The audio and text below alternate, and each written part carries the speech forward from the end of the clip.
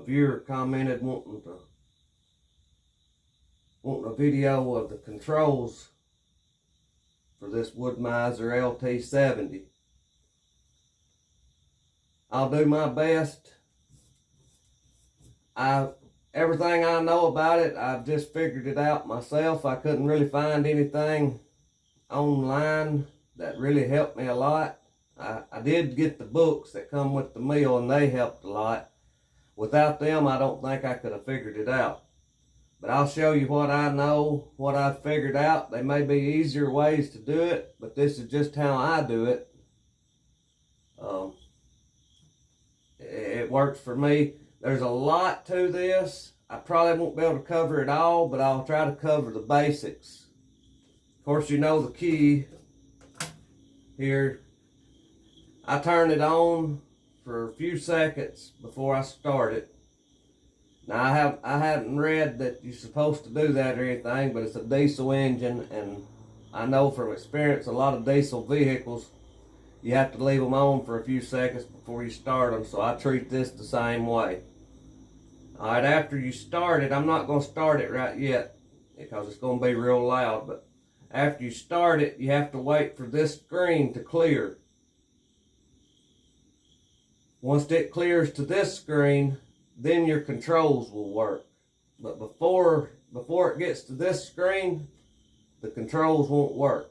So alright, we're going to start it up now, and I'll show you how a few of these controls work. The basic operation of it. Alright, so now after we've started it, this screen is resetting itself again. Sometimes it does that, sometimes it don't.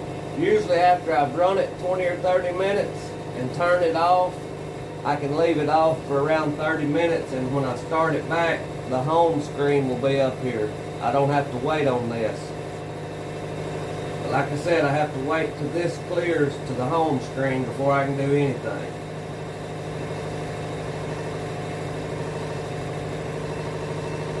Alright, now that it's cleared, my controls will work. You can watch the sawmill out here. Whenever I pull this control, the sawmill works up and down.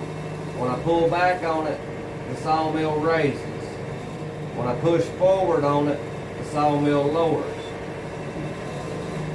That's what this control works, up and down. Alright, this control on this side over here, when I pull back on it, the sawmill goes back the opposite direction. When I push forward on it, the sawmill comes towards me. Alright, that's what this control works in this situation right here. It has a button. This control here has a button like a trigger that you pull. When I pull this trigger, if you can see this icon right here, it will turn black and look like the bed of the sawmill. So I'm fixing to pull the trigger. You see that turns black. I'll do it again. When I pull the trigger, it turns black. When this is black, these controls work the bed functions, which is, this is the log turner. When I pull back on it, you can see out there, the log turner comes up. The harder I pull back, the further it comes up. I push forward on this lever, the log turner goes down. It's got a little switch here that will work left to right and up and down. Whenever I work this switch to the left and right, it turns the chain on the log turner. While we're in the bed function, this lever over here works your clamp arm. You can see the clamp out there. Whenever I pull back on this, the clamp comes up. Whenever I push forward on it, the clamp goes down. This, when I lean it to the left, the clamp moves in against the log.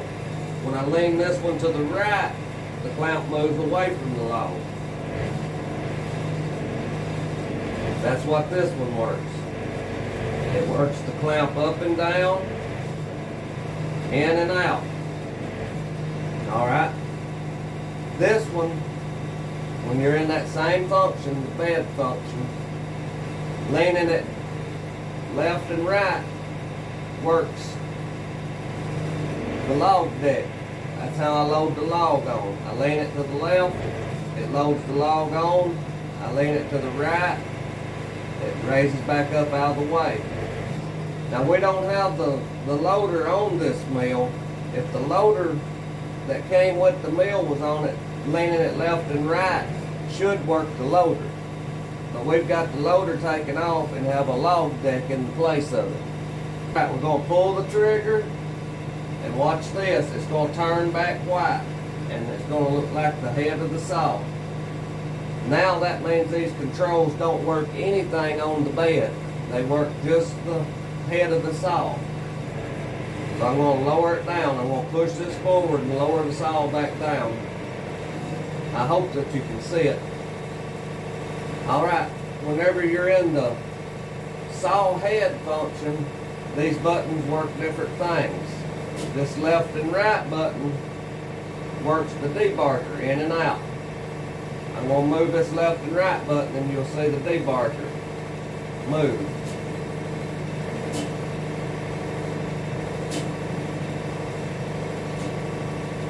Alright, on this right joystick, the same joystick that works the sawmill backwards and forwards, it's got a button just like this one that you can work left and right. Whenever I move it left and right, it moves the arm in and out. That's how you control the distance of your arm against the log. I always like to keep my arm within a couple of inches of where I'm sawing. That's just the basic functions of how these controls work. You can go on in depth into this. This here has different settings. This bottom setting right here is called pattern setting. Alright, when I mash this bottom button, you see the screen changes. It's got 1, 2, 3, 4. You set them up to what you're sawing. So if I'm sawing 1.5 inches thick and I want a 2x4 left at the bottom, I will have it 1.5 inches all the way down to 3.5. 3.5 will be my bottom number. 1.5 will be my top numbers. And every time I pull the trigger on this right joystick, the sawmill will move that 1.5 inches. I'm fixing to pull the trigger now, and you should see the head move down 1.5 inches. I'm going to pull it again and you'll see it move down. So you don't have to manually set it each time as long as you're using these. You just pull the trigger on this right joystick.